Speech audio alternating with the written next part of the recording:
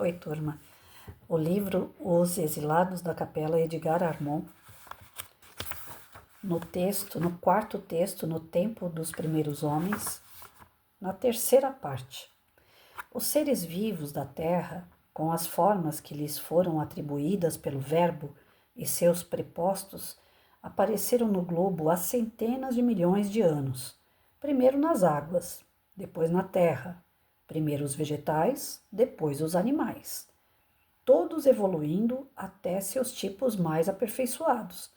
Segundo pesquisas e conclusões da ciência oficial, a Terra tem 2 bilhões de anos de existência, tendo vivido 1 bilhão de anos em processo de ebulição e resfriamento, após o que, e somente então, surgiram os primeiros seres dotados de vida.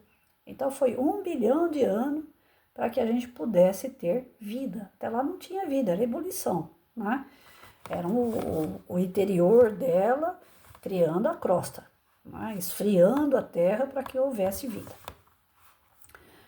Até Louis Pasteur, 1822-1895, químico e biólogo francês, a opinião firme dos cientistas sobre a origem dos seres era a teoria da geração espontânea, segundo a qual os seres nascem espontânea e exclusivamente de substâncias materiais naturais, como, por exemplo, larvas e micróbios nascendo de elementos em decomposição.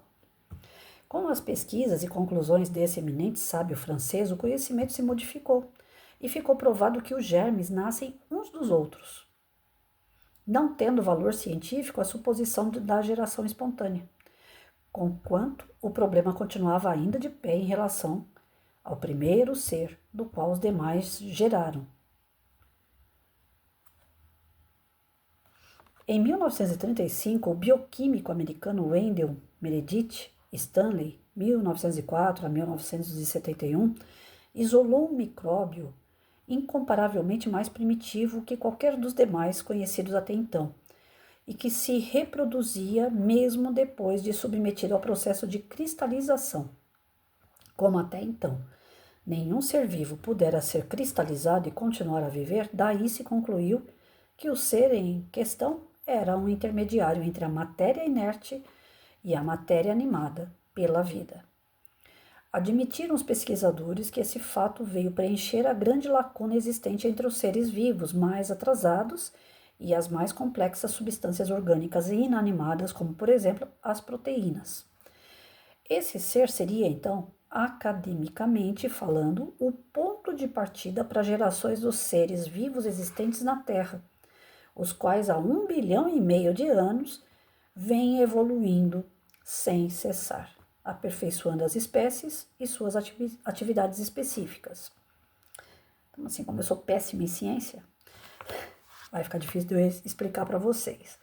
Até então, era colocado, a prova de Louis Pasteur era colocada a teoria espontânea. Tudo nasce espontaneamente.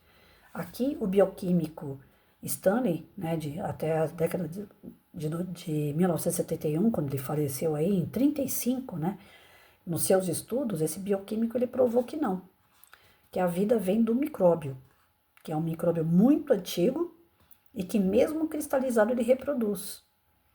E esse micróbio, certamente, ele age como se fosse uma proteína, por si só, ele vai multiplicando e gerando uma série de vidas, que vem evoluindo de tempos em tempos. De qualquer forma, para mim, eu não consigo entender essa explicação. Se alguém que está ouvindo o vídeo entende e sabe explicar melhor, por favor, coloque os comentários aí, Eu deixo muito a desejar nessa parte científica. Então, o que eu consigo entender aqui é que a vida não vem do nada, espontaneamente do nada. Ela tem que ter uma razão.